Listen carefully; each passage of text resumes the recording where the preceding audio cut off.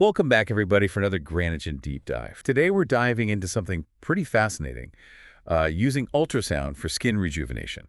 It's a really exciting area of research. To help us break it all down, we have Sarah joining us again.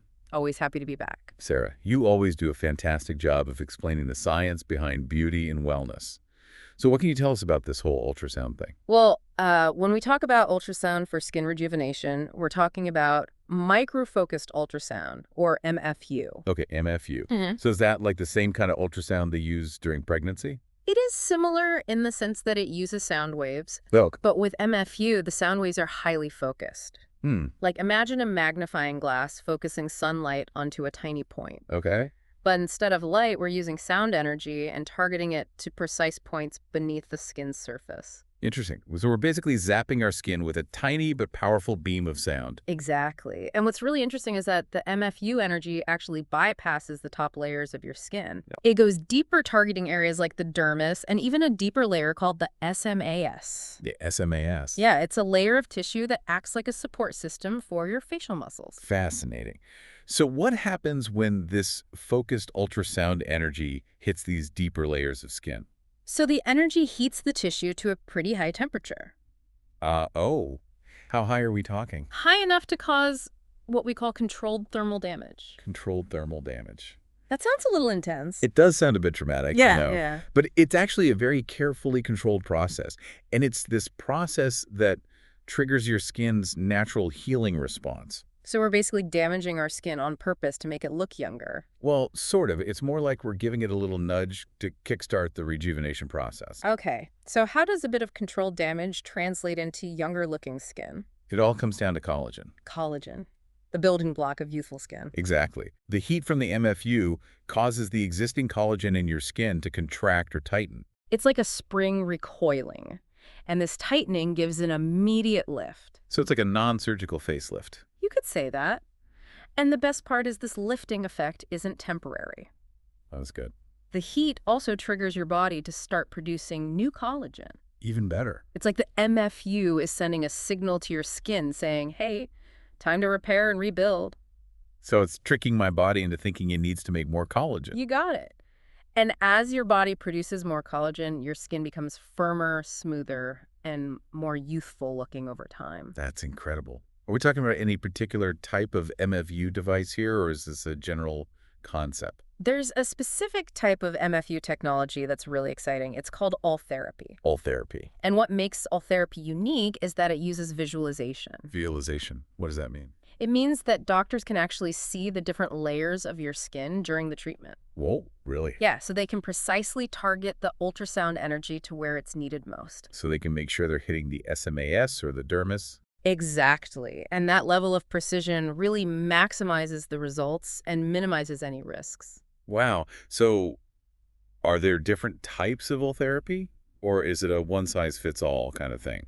It's not one size fits all. Ultherapy actually uses different transducers, which are the handheld devices that emit the ultrasound energy. Okay. And these transducers have varying frequencies and depths of penetration. What does that mean exactly? Well, it means that the treatment can be customized to address your specific concerns. Oh, I see. Like for treating delicate areas around the eyes, a practitioner would use a transducer with a higher frequency and shallower depth. That makes sense. So it's like a whole toolbox for skin rejuvenation. Exactly. Each tool designed to target different areas and depths. Now, you mentioned earlier that Ultherapy can be combined with other facial rejuvenation treatments. Yes, that's right. Combining treatments can really take things to the next level. I'm definitely intrigued by that. Yeah. So what kind of treatments work well with Ultherapy? Well, there's some interesting research being done on combining Ultherapy with intense pulsed light, or IPL, and also with injections of polylactic acid, or PLLA. So those are injectables. Right. And this combined approach can address a wider range of aging signs, from wrinkles and fine lines to sagging and volume loss. Now let's talk about safety. Are there any risks or side effects associated with Ultherapy? Ultherapy is generally considered very safe, but some people might experience mild and temporary side effects. Like Things like redness, swelling, or tenderness in the treated area. Okay. And occasionally some bruising might occur, but it usually fades pretty quickly. That's good to know. So it's not a completely risk-free procedure, but it sounds like the risks are relatively minor. Exactly. Now, it's also important to mention that Ultherapy isn't necessarily the best option for everyone. Really. Who is it best suited for? The ideal candidates for Ultherapy are individuals with mild to moderate skin laxity. Okay, If you have severe laxity, you might not see as dramatic results. I see. And in those cases, other options like surgery might be more appropriate. And what's really fascinating is that studies using mice have shown that certain types of HIFU treatments can actually decrease the expression of a protein called caveolin-1, or CAV1 for short. CAV1. Okay, I'm following along. And this is where things get a bit technical, but bear with me because it's really groundbreaking stuff. Don't worry, I'm all ears. So tell me, why is this CAV1 protein so important when it comes to aging?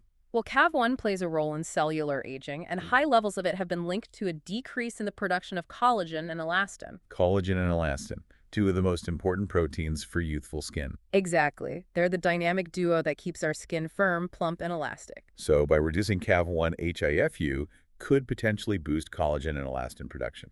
That's right. And that's exactly what the studies showed. HIFU treatment led to a noticeable increase in both collagen and elastin fibers in the skin of aging mice. It's a really promising area of research, and it opens up all sorts of possibilities for non-invasive skin rejuvenation. Okay, I'm officially geeking out about this now. So how exactly does HIFU lower CAV1? What's the mechanism behind that?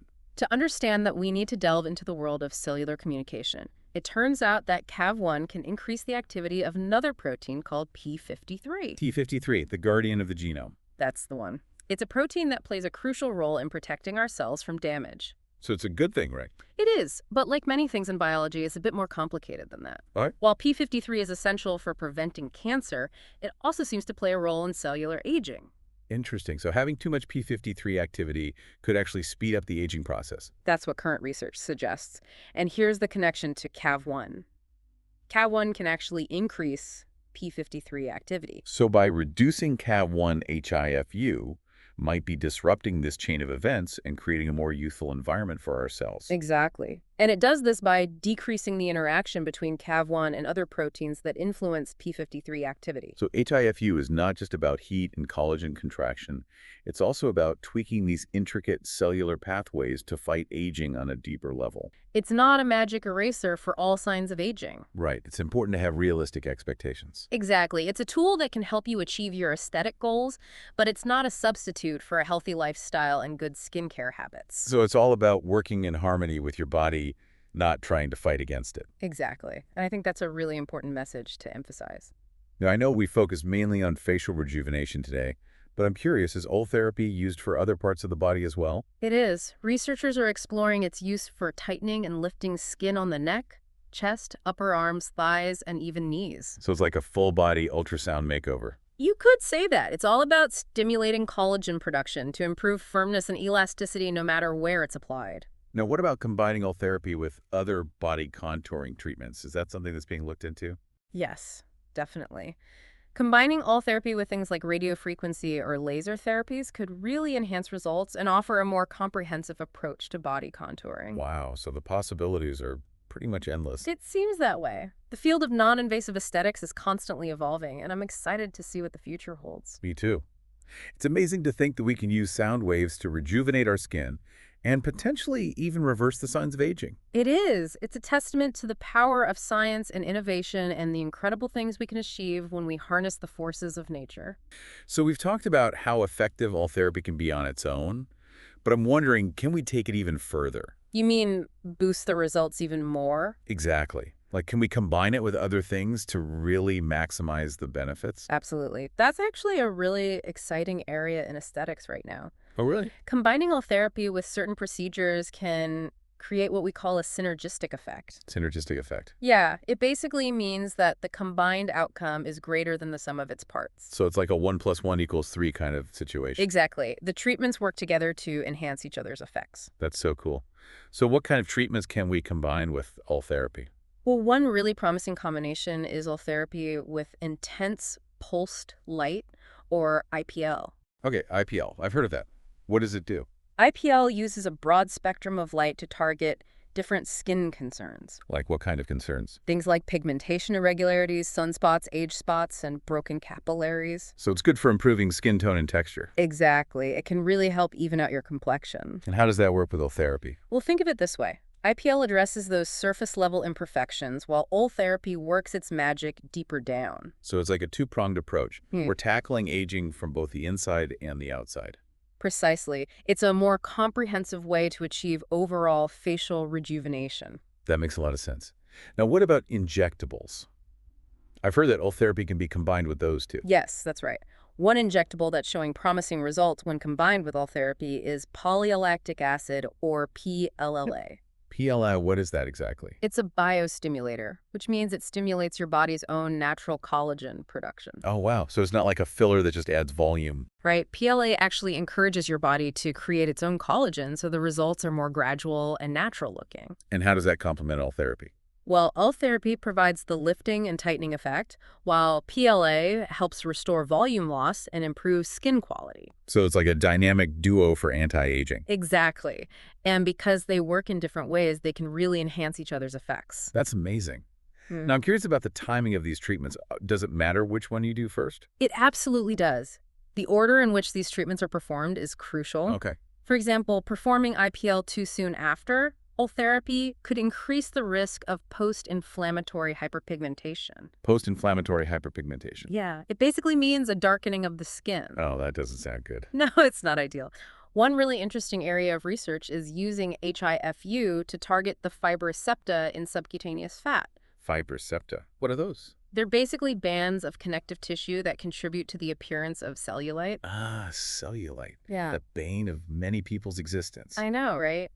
But the exciting thing is that HIFU could potentially offer a non-invasive way to reduce the appearance of cellulite. So no more liposuction. Well, it's not a replacement for liposuction, but it could be a great option for people who are looking for a less invasive alternative.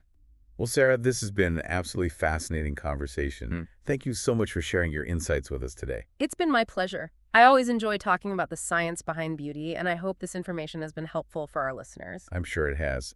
And for those of you who are enjoying this deep dive into the world of ultrasound skin rejuvenation, be sure to subscribe to Granogen and Deep Dive for more fascinating explorations of the latest breakthroughs in health, beauty, and wellness. We'll be back soon with another insightful episode, so stay tuned.